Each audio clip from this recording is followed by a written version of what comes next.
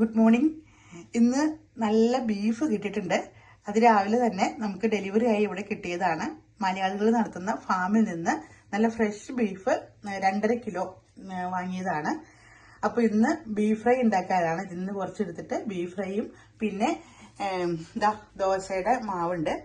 അപ്പോൾ ദോശയുടെ മാവ് വാങ്ങിയിട്ടുണ്ട്. അപ്പോൾ ഇന്ന് രാവിലെ തന്നെ ബ്രേക്ക്ഫാസ്റ്റിന് ബീഫ് ഫ്രൈയും ദോശയാണ് ഉണ്ടാക്കാൻ തീരുമാനിച്ചേക്കുന്നത്. അപ്പോൾ ഇത് നല്ല നല്ല ബീഫാണ്. നമ്മുടെ നാട്ടിലെ പോലെ തന്നെ നല്ല ടേസ്റ്റാണ്, നല്ല ബീഫാണ്.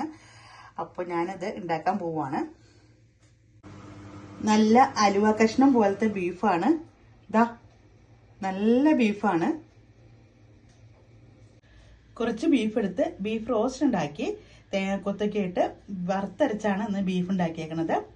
പിന്നെ നമ്മുടെ ദോശയുണ്ട്, നല്ല അടിപൊളി ദോശയാണ്.